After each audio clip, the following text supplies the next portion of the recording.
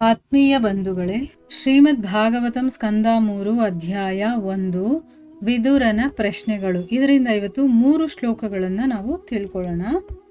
ಶ್ಲೋಕ 10. ಯದೋಷಹೂತೋ ಭವನಂ ಪ್ರವಿಷ್ಟೋ ಮಂತ್ರಾಯ ಪುಷ್ಟಖಿಲ ಪೂರ್ವಜೇನ ಅತಾಹ ತನ್ಮಂತ್ರ ದೃಶಾಂ ವರೀಯಾನ್ ಯನ್ಮಂತ್ರಿಣೋ ವೈದುರಿಕಂ ವದಂತಿ.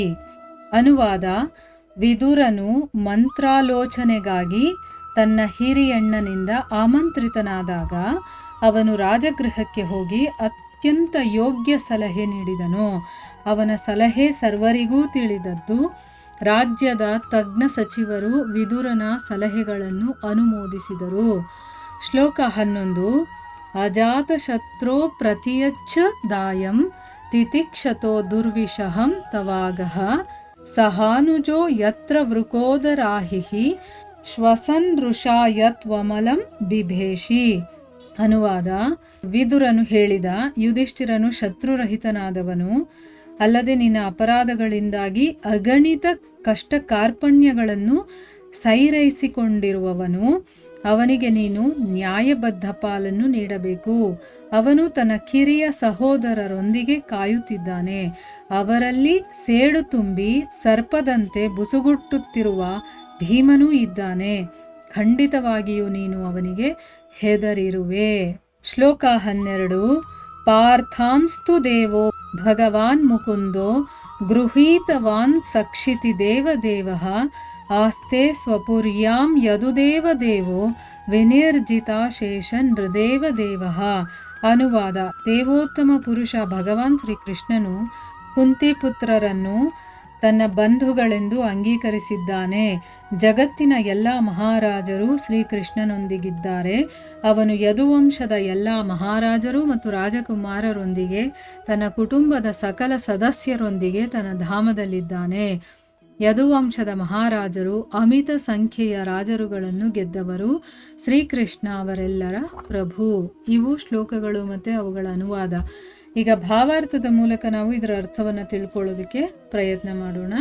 ಓದ ಭಾಗದಲ್ಲಿ ನಾವೇನು ತಿಳ್ಕೊಂಡ್ವಿ? ಶುಕಮುನಿಗಳು ಪರೀಕ್ಷಿತ ಮಹಾರಾಜನಿಗೆ ಕಥೆಯನ್ನು ಹೇಳೋದಕ್ಕೆ ಶುರು ಮಾಡಿದಾರಲ್ವಾ, ಅದರಲ್ಲಿ ಹೇಳ್ತಾರೆ, ಅಜಾತ ಶತ್ರು ಯಾರು? ಯುಧಿಷ್ಠಿರ. ಅವನನ್ನ ದ್ಯೂತದಲ್ಲಿ ಅನ್ಯಾಯವಾಗಿ ಸೋಲಿಸಿರ್ತಾರೆ. ಅದಕ್ಕೋಸ್ಕರ ಅವರು ಕಾಡಿಗೆ ಹೋಗಬೇಕಾದಂಥ ಒಂದು ಪರಿಸ್ಥಿತಿ ಬರುತ್ತೆ. ಅಲ್ಲಿಂದ ಹಿಂದಿರುಗಿ ಬಂದ ಮೇಲೆ ತಮ್ಮ ರಾಜ್ಯವನ್ನು ಕೇಳ್ತಾರೆ. ಅಂದರೆ ಅವ್ರ ಹಕ್ಕು ಅದು, ಅವರು ಕೊಡಬೇಕಾಗಿತ್ತು ತಮ್ಮ ಪಾಲನ್ನು. ಆದರೆ ಧೃತರಾಷ್ಟ್ರ ಮತ್ತು ಅವನ ಮಕ್ಕಳು ಒಪ್ಪೋದಿಲ್ಲ. ನಾವು ಹೋಗ್ಲಿ 5 ಊರನ್ನಾದರೂ ಕೊಡಿ, ಒಬ್ಬೊಬ್ಬರಿಗೆ ಒಂದೊಂದು ಊರು ಅನ್ನೋ ಹಾಗೆ 5 ಊರನ್ನಾದರೂ ಕೊಡಿ ಅಂತಂದರೂ ಕೂಡ ಅವರು ಒಪ್ಕೊಳ್ಳಿಲ್ಲ. ಅದಕ್ಕೆ ಆಮೇಲೆ ಕೊನೆಗೆ ಏನು ಮಾಡ್ತಾರೆ, ಯುದ್ಧದ ಸಂದರ್ಭನೇ ಬಂದ್ಬಿಡುತ್ತೆ. ಅದಕ್ಕೆ ಅರ್ಜುನ ಸಂಧಿ ಮಾಡ್ಕೊಂಡು ಬರೋದಕ್ಕೋಸ್ಕರ ವಿಶ್ವಗುರುವಾದಂಥ ಶ್ರೀಕೃಷ್ಣನನ್ನು ಕಳಿಸ್ತಾನೆ. ಶ್ರೀಕೃಷ್ಣ ಕೂಡ ದೂತನ ಕೆಲಸವನ್ನ ಮಾಡೋದಕ್ಕೆ ಒಪ್ಕೊಳ್ತಾನೆ ತನ್ನ ಭಕ್ತನಿಗೋಸ್ಕರ. ಅಲ್ಲಿಗೆ ಹೋಗಿ ಮಾತಾಡಿದಾಗ ಯಾರು ಪುಣ್ಯವಂತರಾಗಿದ್ರೋ, ಯಾರು ಭಕ್ತರಾಗಿದ್ರೋ, ಅಂದರೆ ಭೀಷ್ಮಾಚಾರ್ಯ, ದ್ರೋಣಾಚಾರ್ಯ ಇಂಥವ್ರು, ಇವರಿಗೆ ಆ ಭಗವಂತ ಹೇಳ್ತಾ ಇರುವಂಥ ಮಾತುಗಳು ಅಮೃತದ ಹಾಗಿತ್ತು. ಆದರೆ ಯಾರು ಪುಣ್ಯವನ್ನೇ ಮಾಡಿರಲಿಲ್ವೋ ಅಂಥವರಿಗೆ ಅವನ ಮಾತು ಒಂದು ಸ್ವಲ್ಪನೂ ಇಷ್ಟ ಆಗಲಿಲ್ಲ, ಮತ್ತು ಅವ್ರು ಕೇರು ಮಾಡೋದಿಲ್ಲ ಅವನ ಮಾತುಗಳಿಗೆ. ಇಲ್ಲಿವರೆಗೂ ನಾವು ತಿಳ್ಕೊಂಡಿದ್ವಿ. ಈಗ ಮುಂದುವರೆದಿಲ್ಲ ಏನು ಹೇಳ್ತಾ ಇದ್ದಾರೆ ಅಂತ ನೋಡೋಣ. ಶುಕಮುನಿಗಳು ಹೇಳ್ತಾರೆ, ವಿದುರನನ್ನ ಮಂತ್ರಾಲೋಚನೆ ಮಾಡೋದಕ್ಕೆ, ಅಂದರೆ ಏನು, ಡಿಸ್ಕಸ್ ಮಾಡೋದಕ್ಕೆ ಕರೀತಾರೆ. ಏನು ಮಾಡಿದ್ರೆ ಒಳ್ಳೆಯದು ಅನ್ನೋದಕ್ಕೆ ಧೃತರಾಷ್ಟ್ರ ಏನು ಮಾಡ್ತಾನೆ, ವಿದುರನನ್ನು ಹೇಳಿ ಕಳಿಸ್ತಾನೆ ಮಾತಾಡೋದಕ್ಕೋಸ್ಕರ. ಧೃತರಾಷ್ಟ್ರ ಕರೆದಾಗ ವಿದುರ ಕೂಡ ಬಂದು ಯೋಗ್ಯವಾದಂಥ ಒಂದು ಸಲಹೆಯನ್ನು ಕೊಡ್ತಾನೆ. ಅವನ ಸಲಹೆ ಎಲ್ಲರಿಗೂ ಕೂಡ ಇಷ್ಟ ಆಗುತ್ತೆ. ಹೌದು, ಅವನು ಹೇಳ್ತಾ ಇರೋದು ಕರೆಕ್ಟು ಅಂತಂದ್ಬಿಟ್ಟು ಆ ರಾಜ್ಯದ ತಜ್ಞ ಸಚಿವರು ಅಂತಂದರೆ ತುಂಬ ಇಂಪಾರ್ಟೆಂಟ್ ಆಗಿರುವಂಥ ಮಿನಿಸ್ಟ್ರುಗಳಿರ್ತಾರಲ್ಲ, ಅವರೆಲ್ಲರೂ ಒಪ್ಕೊಳ್ತಾರೆ. ಯಾಕೆ ಅಂತಂದರೆ ಇದರಿಂದ ಎಲ್ಲರಿಗೂ ಒಳ್ಳೆಯದಾಗುತ್ತೆ, ಯಾವುದೇ ಯುದ್ಧ ನಡೆಯುವಂಥ ಸಂದರ್ಭನೂ ಬರೋದಿಲ್ಲ, ಇದು ನ್ಯಾಯಸಮ್ಮತವಾಗೂ ಇದೆ. ವಿದುರ ಹೇಳೋದನ್ನ ಎಲ್ಲರೂ ಒಪ್ಕೊಳ್ತಾ ಇರ್ತಾರೆ. ಯಾಕಂದರೆ ಅವನು ತುಂಬ ಬುದ್ಧಿವಂತ ಮತ್ತು ಧರ್ಮಗ್ರಂಥಗಳನ್ನು ಚೆನ್ನಾಗಿ ತಿಳ್ಕೊಂಡಿರುವಂಥವನು. ಅಲ್ಲಿದ್ದಂಥವ್ರು ಬೇಕಾದಷ್ಟು ಜನ ತಜ್ಞರು ಇರ್ತಾರಲ್ಲ, ಅವರು ಕೂಡ ಇವನು ಹೇಳ್ತಾ ಇರೋದು ಸರಿ ಅಂತಂದ್ಬಿಟ್ಟು ಅವರು ಒಪ್ಕೊಳ್ತಾರೆ. ಈಗ ಭಾವಾರ್ಥದಲ್ಲಿ ಗುರುಗಳೇನು ಹೇಳಿದ್ದಾರೆ ಅಂತ ನೋಡೋಣ. ವಿದುರನ ರಾಜಕೀಯ ಸಲಹೆಗಳು ತಜ್ಞ ಸಲಹೆಗಳೆಂದೇ ತಿಳಿಯಲ್ಪಟ್ಟಿವೆ. ಆಧುನಿಕ ಕಾಲದಲ್ಲಿ ಪಂಡಿತ ಚಾಣಕ್ಯನನ್ನು ಹೇಗೆ ರಾಜಕೀಯ ಮತ್ತು ನೈತಿಕ ವಿಷಯಗಳಲ್ಲಿ ಅಧಿಕೃತ ಸಲಹೆಗಾರನೆಂದು ಪರಿಗಣಿಸಲಾಗಿತ್ತೋ ಹಾಗೆಯೇ ವಿದುರನನ್ನು ಅಂದಿನ ರಾಜಕೀಯ ಸಲಹೆಗಾರನನ್ನಾಗಿ ಭಾವಿಸಲಾಗಿತ್ತು. ನೋಡಿ, ವಿದುರ ಇದನಲ್ಲ, ಅವನು ರಾಜಕೀಯ ಸಲಹೆಗಳನ್ನು ಚೆನ್ನಾಗಿ ಕೊಡುವಂಥವನು. ಯಾಕಂದರೆ ಅವನು ಜ್ಞಾನಿ. ಹೇಗೆ ಈಗ ಹೊಸ ಕಾಲದಲ್ಲಿ ಅಂದರೆ ಈ ಕಲಿಯುಗದಲ್ಲಿ ಪಂಡಿತ ಚಾಣಕ್ಯ ಇದ್ನಲ್ವಾ, ಅದೇ ರೀತಿ ಆ ಕಾಲದಲ್ಲಿ ಈ ನೀತಿಗಳನ್ನು ಮತ್ತು ರಾಜಕೀಯ ವಿಷಯಗಳನ್ನು, ನೈತಿಕ ವಿಷಯಗಳನ್ನು ಚೆನ್ನಾಗಿ ತಿಳ್ಕೊಂಡಿದ್ದವನು ಯಾರು ಅಂತಂದರೆ ವಿದುರ. ಅದಕ್ಕೋಸ್ಕರ ಅಂಥದ್ದು ಏನಾದರೂ ಸಲಹೆಗಳು ಬೇಕಾಗಿದ್ದರೆ ವಿದುರನ ಹತ್ರ ಅವರು ಸಲಹೆಗಳನ್ನು ತಗೊಳ್ತಾ ಇದ್ರು. ಅದಕ್ಕೋಸ್ಕರ ಧೃತರಾಷ್ಟ್ರ ಮಹಾರಾಜನು ಅವನನ್ನು ಕರೆಸಿರ್ತಾನೆ. ಇವನು ಏನು ಹೇಳ್ತಾನೋ ನೋಡೋಣ, ಇವನ ಪ್ರಕಾರ ಏನು ರಿಸಲ್ಟ್ ಬರುತ್ತೆ ಅಂತಂದ್ಬಿಟ್ಟು ಅವನು ಹೇಳದಂತಹ ಸಲಹೆಗಳನ್ನು ಅಲ್ಲಿರೋರು ಎಲ್ಲರೂ ಒಪ್ಕೊಳ್ತಾರೆ. ಆದರೆ ಇನ್ನು ಯಾರ್ಯಾರು ಒಪ್ಕೊಳ್ಳಲ್ಲ ಅನ್ನೋದನ್ನು ನಾವು ಮುಂದೆ ತಿಳ್ಕೊಳ್ಳೋಣ. ಈಗ ಮುಂದಿನ ಶ್ಲೋಕದಲ್ಲಿ ಏನು ಹೇಳ್ತಾ ಇದ್ದಾರೆ, ವಿದುರ ಹೇಳ್ತಾನೆ, ಯುಧಿಷ್ಠಿರ ಮಹಾರಾಜ ಇದಾನಲ್ಲ, ಅವನು ಶತ್ರುರಹಿತನಾಗಿರುವಂಥವನು. ಅಂದರೆ ಇಡೀ ಪ್ರಪಂಚಕ್ಕೆ ಅವನು ಸಾಮ್ರಾಟನಾಗಿರ್ತಾನಲ್ವಾ. ಸೊ ಎಲ್ಲರಿಗೂ ಕೂಡ ಅವನು ಮಿತ್ರನಾಗಿರ್ತಾನೆ, ಅಥವಾ ಎಲ್ಲರೂ ಅವನಿಗೆ ಮಿತ್ರರಾಗಿರ್ತಾರೆ. ಯಾರೂ ಶತ್ರುಗಳಿರೋದಿಲ್ಲ. ಈಗ ಯಾರೂ ಶತ್ರುಗಳು ಇಲ್ಲದೆ ಇರೋನನ್ನ ಅಜಾತ ಶತ್ರು ಅಂತ ಕರೆಯುವಂಥದ್ದು, ಆಯಿತಾ. ಅದಕ್ಕೋಸ್ಕರ ಇಲ್ಲಿ ಶತ್ರು ರಹಿತನಾಗಿರುವಂಥವನು ಯುಧಿಷ್ಠಿರ. ಅದಲ್ಲದೆ ನಿನ್ನ ಅಪರಾಧಗಳಿಂದ ಅವರು ಬೇಕಾದಷ್ಟು ಕಷ್ಟವನ್ನು ಅನುಭವಿಸ್ಬೇಕಾಗಿ ಬಂತು, ಅದನ್ನೆಲ್ಲ ಅವರು ಸಹಿಸ್ಕೊಂಡಿದ್ದಾರೆ. ಇವಾಗ ಎಷ್ಟೊಂದು ತೊಂದರೆಗಳನ್ನು ನೀವು ಕೊಟ್ಟಿದ್ದೀರಾ. ದ್ರೌಪದಿಗೆ ತೊಂದರೆ ಕೊಟ್ಟಿದ್ದೀರಾ, ಆ ದ್ಯೂತದಲ್ಲಿ ಸೋಲಿಸಿ ಅವರಿಗೆ ಅವಮಾನ ಮಾಡಿದ್ದೀರಾ, ಕಾಡಿಗೆ ಕಳಿಸಿದ್ದೀರಾ, ಅಜ್ಞಾತವಾಸಕ್ಕೆ ಕಳಿಸಿದ್ದೀರಾ. ಇಷ್ಟೆಲ್ಲ ಕಷ್ಟ ಕಾರ್ಪಣ್ಯಗಳನ್ನೆಲ್ಲ ಅವರು ತಡ್ಕೊಂಡು ಸಹಿಸ್ಕೊಂಡಿದ್ದಾರೆ. ಈಗ ನೀನು ಅವರಿಗೆ ನ್ಯಾಯಬದ್ಧವಾಗಿ ಅವ್ರಿಗೆ ಸಿಗಬೇಕಾಗಿರುವಂಥ ಪಾಲನ್ನು ನೀನು ಕೊಡಬೇಕು ಅಂತ ಹೇಳ್ತಾನೆ. ಯುಧಿಷ್ಠಿರ ಮಹಾರಾಜ ತನ್ನ ತಮ್ಮಂದರ ಜೊತೆ ನೀನು ಕೊಡುವಂಥ ಪಾಲಿಗೆ ಕಾಯ್ಕೊಂಡಿದ್ದಾನಂದರೆ ನೀನು ಅವ್ರಿಗೆ ಕೊಟ್ಬಿಟ್ರೆ ಅವ್ರು ವಾಪಸ್ ತಮ್ಮ ರಾಜ್ಯಗಳಿಗೆ ಹೋಗಿ ಆರಾಮಾಗಿರ್ತಾರೆ ಅಂತಂದ್ಬಿಟ್ಟು ಆ ಯುಧಿಷ್ಠಿರನ ಜೊತೆ ಸೇಡಿನಿಂದ ತುಂಬಿರುವಂತಹ, ಮತ್ತು ಹೇಗೆ ಸರ್ಪ ಬುಸ್ಕುಟ್ಟುತ್ತೆ ನೋಡಿ ಆ ರೀತಿ ಬುಸ್ಕುಟ್ತಾ ಇರುವಂಥ ಭೀಮ ಕೂಡ ಜೊತೆಯಲ್ಲಿದ್ದಾನೆ. ಖಂಡಿತವಾಗೂ ಕೂಡ ನೀನು ಅವನಿಗೆ ಹೆದರ್ಕೊಂಡಿದೀಯಾ, ಅಂದರೆ ಭೀಮ ಅಂದರೆ ನಿನಗೆ ಹೆದರಿಕೆ ಅಂತ ನನಗೆ ಗೊತ್ತಿದೆ, ಅವನು ಕೂಡ ಅವನ ಜೊತೆ ಇದ್ದಾನೆ ಅಂತಂದ್ಬಿಟ್ಟು ಇಲ್ಲಿ ಸ್ವಲ್ಪ ಹೆದರಿಕೆಯನ್ನು ಕೂಡ ತೋರಿಸಿ ಹೇಳ್ತಾ ಇದ್ದಾನೆ. ಅವ್ರ ಪಾಲು ಅವ್ರಿಗೆ ಕೊಟ್ಬಿಡು ಅಂತಂದ್ಬಿಟ್ಟು ಮುಂದಿನ ಶ್ಲೋಕದಲ್ಲಿ ಹೇಳ್ತಾನೆ, ದೇವೋತ್ತಮ ಪುರುಷ ಯಾರು ಭಗವಂತ ಶ್ರೀಕೃಷ್ಣ ಇದ್ದಾನಲ್ಲ, ಅವನು ಕುಂತಿ ಪುತ್ರರನ್ನು ತನ್ನ ಬಂಧುಗಳು ಅಂತ ಸ್ವೀಕಾರ ಮಾಡಿದ್ದಾನೆ. ಅಂದರೆ ಭಗವಂತ ಅವ್ರ ಜೊತೆ ಇದ್ದಾನೆ ಅಂತ ಇಲ್ಲಿ ಹೇಳ್ತಾ ಇದ್ದಾನೆ. ಜಗತ್ತಿನ ಎಲ್ಲ ಮಹಾರಾಜರು ಕೂಡ ಶ್ರೀಕೃಷ್ಣನ ಜೊತೆಗಿದ್ದಾರೆ. ಅವನು ಯದುವಂಶದ ಎಲ್ಲ ಮಹಾರಾಜರು ಮತ್ತು ರಾಜಕುಮಾರರ ಜೊತೆ, ತನ್ನ ಕುಟುಂಬದ ಸಕಲ ಸದಸ್ಯರ ಜೊತೆ ತನ್ನ ಧಾಮದಲ್ಲಿದ್ದಾನೆ. ಈಗ ಏನು ಹೇಳ್ತಾ ಇದ್ದಾನೆ ಅಂತಂದರೆ, ಅವ್ರು 5 ಜನ ಅಷ್ಟೇ ಅಲ್ಲ, ಕೃಷ್ಣ ಅವ್ರ ಜೊತೆಲಿದ್ದಾನೆ. ಕೃಷ್ಣ ಒಬ್ಬನೇ ಇಲ್ಲ, ಎಲ್ಲ ರಾಜರು ಕೂಡ ಕೃಷ್ಣನ ಪರವಾಗಿದ್ದಾರೆ. ಯದುಕುಲ ವಂಶದವರು ಫುಲ್ಲು ಯಾರ್ಯಾರಿದ್ದಾರೋ ರಾಜರು ರಾಜಕುಮಾರರು ಎಲ್ಲರೂ ಕೂಡ ಕೃಷ್ಣನ ಜೊತೆಗಿದ್ದಾರೆ.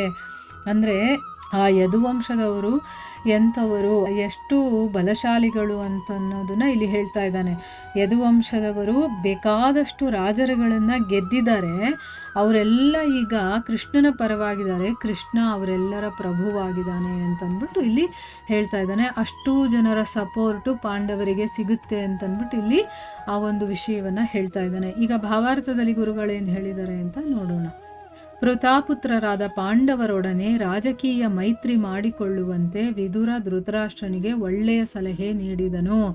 ಸೋದರ ಸಂಬಂಧಿಯಾಗಿ ಶ್ರೀಕೃಷ್ಣನು ಪಾಂಡವರಿಗೆ ಆಪ್ತ ಬಂಧುವಾಗಿದ್ದಾನೆಂದು ಅವನು ಅವರಿಗೆ ಮೊದಲಿಗೆ ತಿಳಿಸಿದನು. ಅಂದರೆ ಅರ್ಥ ಏನು, ಇಲ್ಲಿ ವಿದುರನಿಗೆ ಸಲಹೆ ಕೇಳ್ತಾರಲ್ಲ, ಸೊ ನಮ್ಮ ಒಳತಲ್ಲಿ ಏನಿದೆ ಅನ್ನೋದ್ರ ಬಗ್ಗೆ ಯೋಚನೆ ಮಾಡಿ ನೋಡು. ಅಣ್ಣನಿಗೆ ಹೇಳ್ತಾನೆ ಧೃತರಾಷ್ಟ್ರನಿಗೆ, ನೀವು ಈಗ ಅವ್ರ ಜೊತೆ ಒಪ್ಪಂದ ಮಾಡ್ಕೊಳ್ಳೋದು ಮತ್ತು ಫ್ರೆಂಡ್ಶಿಪ್ ಮಾಡ್ಕೊಳ್ಳೋದಿದೆಯಲ್ಲ, ಇದೇ ನಿಮಗಿರುವಂಥ ಒಳ್ಳೆ ದಾರಿ.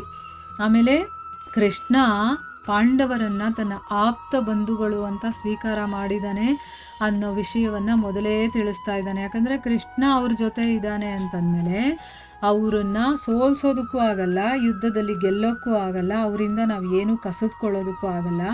ಸೊ ಅದಕ್ಕೋಸ್ಕರನೇ ಮೊದಲೇ ಎಚ್ಚರಿಕೆ ನೀಡ್ತಾ ಇದ್ದಾನೆ.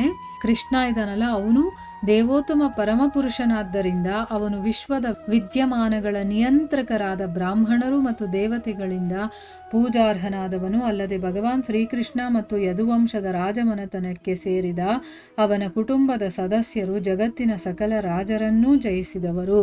ಇಲ್ಲಿ ಪಾಂಡವರ ಬಗ್ಗೆ ಹೇಳದ ಮೇಲೆ ಕೃಷ್ಣ ಅವನ ಜೊತೆಗಿದ್ದಾನೆ ಅಂತ ಹೇಳ್ತಾನಲ್ಲ, ಈಗ ಕೃಷ್ಣನ ವಿಚಾರವನ್ನ ಹೇಳ್ತಾ ಇದ್ದಾನೆ. ಕೃಷ್ಣ ದೇವೋತ್ತಮ ಪರಮಪುರುಷ. ಅವನು ಎಲ್ಲ ಈ ಜಗತ್ತಲ್ಲಿ ಏನೇನ್ ನಡೆಯುತ್ತೋ ಅದೆಲ್ಲವನ್ನ ನಿಯಂತ್ರಣೆ ಮಾಡುವಂಥವನು.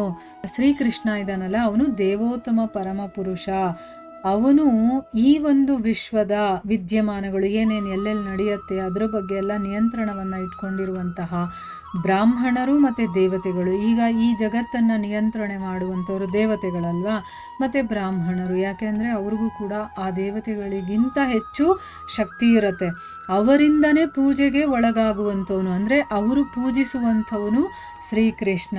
ಅಷ್ಟೇ ಅಲ್ಲದೆ ಭಗವಂತ ಶ್ರೀಕೃಷ್ಣ ಮತ್ತು ಯದುವಂಶದ ರಾಜಮನೆತನದಲ್ಲಿ ಇದ್ದಾರಲ್ಲ ಅವರ ಕುಟುಂಬದ ಸದಸ್ಯರು, ಅವರು ಸಾಮಾನ್ಯವಾಗಿರುವಂಥವ್ರಲ್ಲ, ಅವರು ಬೇಕಾದಷ್ಟು ರಾಜರನ್ನು ಗೆದ್ದಿದ್ದಾರೆ ಅಂತಂದ್ಬಿಟ್ಟು ಹೇಳ್ತಾ ಇದ್ದಾನೆ. ಕ್ಷತ್ರಿಯರು ವಿವಿಧ ರಾಜ್ಯಗಳ ರಾಜರೊಂದಿಗೆ ಯುದ್ಧ ಮಾಡುತ್ತಿದ್ದರು. ಅವರ ಬಂಧುಗಳನ್ನೆಲ್ಲ ಜಯಿಸಿದ ಬಳಿಕ ಅವರ ಸುಂದರ ರಾಜಕುಮಾರಿಯರನ್ನು ಅಪಹರಿಸುತ್ತಿದ್ದರು. ಈ ಪದ್ಧತಿಯು ಪ್ರಶಂಸನೀಯವಾಗಿತ್ತು, ಏಕೆಂದರೆ ಕ್ಷತ್ರಿಯರನ್ನು ಜಯಿಸುವ ಶೌರ್ಯದ ಆಧಾರದ ಮೇಲೆ ರಾಜಕುಮಾರಿಯರು ಮತ್ತು ಕ್ಷತ್ರಿಯರ ವಿವಾಹವಾಗುತ್ತಿತ್ತು. ಅಂದರೆ ಅರ್ಥ ಏನು? ಕ್ಷತ್ರಿಯರು ಏನು ಮಾಡ್ತಾ ಇದ್ರು, ಸುಮ್ಮನೆ ಕೂತ್ಕೊಳ್ತಾ ಇರಲಿಲ್ಲ. ಅವರು ಬೇರೆ ರಾಜರು ಇರ್ತಾರಲ್ಲ ಅವ್ರ ಜೊತೆ ಯುದ್ಧ ಮಾಡ್ತಾ ಇದ್ರು. ಅವರನ್ನ ಮತ್ತು ಅವರ ಬಂಧುಗಳು ಯಾರ್ಯಾರು ಇರ್ತಾರೋ ಅವರನ್ನೆಲ್ಲ ಗೆದ್ದ ಮೇಲೆ, ಅಂದರೆ ಇಷ್ಟು ರಾಜರನ್ನು ನಾನು ಸೋಲಿಸಿದ್ದೀನಿ, ಇಂತಿಂಥ ರಾಜರು ನನಗೆ ಶರಣಾಗತಿಯಾಗಿದ್ದಾರೆ ಅಂತೆಲ್ಲ ಅವರಿಗೆ ಹೆಸರು ತಗೋಬೇಕು ಅವರು. ಅಂದರೆ ಅಷ್ಟು ರಾಜರ ಕಂಟ್ರೋಲು ನನ್ನ ಕೈಯಲ್ಲಿದೆ ಅಂತ ತೋರಿಸ್ಕೊಳ್ಬೇಕು. ಅಂದರೆ ಒಬ್ಬ ರಾಜ ಎಷ್ಟು ರಾಜರನ್ನ ಗೆದ್ದಿರ್ತಾನೋ ಮತ್ತು ರಾಜಕುಮಾರಿಯರು ಇರ್ತಾರಲ್ಲ ಅವರನ್ನು ಅಪಹರಣ ಮಾಡ್ತಾ ಇದ್ರಂತೆ. ಇದ್ಯಾಕೆ ಮಾಡ್ತಾ ಇದ್ರು ಅಂದರೆ, ಅವನು ಆ ರೀತಿ ಅಪಹರಣ ಮಾಡಿದ್ರೆ ಅವನು ಪ್ರಶಂಸೆಗೆ ಒಳಗಾಗ್ತಾ ಇದ್ದ. ಅಂದರೆ ನೋಡು, ಅವನು ಆ ರಾಜರನ್ನ ಗೆದ್ದುಬಿಟ್ಟ, ಆಮೇಲೆ ಆ ರಾಜಕುಮಾರಿಯನ್ನ ಅಪಹರಣ ಮಾಡ್ಕೊಂಡು ಬಂದಿದ್ದಾನೆ, ಅವನ ಹತ್ರ ಅಷ್ಟು ರಾಜ್ಯದ ರಾಜಕುಮಾರಿಯರಿದ್ದಾರೆ. ಈ ರೀತಿ ಅವರದು ಲೆಕ್ಕಾಚಾರ ಇರ್ತಾ ಇತ್ತು. ಅಂದರೆ ಕ್ಷತ್ರಿಯರು ಯಾರ್ಯಾರನ್ನ ಜಯಿಸ್ತಾರೆ, ಎಷ್ಟು ಹೆಣ್ಣು ಮಕ್ಕಳನ್ನ ಅಪಹರಣ ಮಾಡ್ಕೊಂಡು ಬರ್ತಾರೆ, ಅಂದರೆ ಇದೆಲ್ಲ ಶೌರ್ಯವನ್ನ ತೋರಿಸೋದಲ್ವಾ, ಅದರ ಆಧಾರದ ಮೇಲೆ ರಾಜಕುಮಾರಿಯರು ಆ ಕ್ಷತ್ರಿಯರ ಜೊತೆ ಮದುವೆ ಆಗ್ತಾ ಇದ್ರು. ಅಂದರೆ ಅವರ ಶೌರ್ಯ ಪೌರುಷ ಇದನ್ನೆಲ್ಲ ನೋಡಿ ಅವರು ಮದುವೆ ಆಗ್ತಾ ಇದ್ರು. ಯದುವಂಶದ ಎಲ್ಲ ತರುಣ ರಾಜರು ಈ ರೀತಿ ಶೌರ್ಯ ಪರಾಕ್ರಮದ ಬಲದಿಂದ ಉಳಿದ ರಾಜಕುಮಾರಿಯರನ್ನು ವಿವಾಹವಾಗಿದ್ದರು. ಹೀಗೆ ಅವರು ವಿಶ್ವದ ಉಳಿದ ರಾಜರುಗಳನ್ನೆಲ್ಲ ಜಯಿಸಿದವರಾಗಿದ್ದರು. ಅಂದ್ರೆ ಅರ್ಥ ಏನು? ಕ್ಷತ್ರಿಯರಾದ ಮೇಲೆ ಇದು ಅವರ ಒಂದು ರೀತಿ ನೀತಿ ಇರುತ್ತಲ್ಲ, ಅದೇ ರೀತಿ ತಮ್ಮ ಶೌರ್ಯವನ್ನ ತೋರಿಸೋದಕ್ಕೆ ಅಂತಾನೆ ಯದುವಂಶದ ರಾಜರು ಕೂಡ ಈ ರೀತಿನೇ ರಾಜಕುಮಾರಿಯರನ್ನ ಮದುವೆ ಆಗಿದ್ರು, ಶೌರ್ಯ ಮತ್ತೆ ಪರಾಕ್ರಮದ ಬಲದಿಂದ.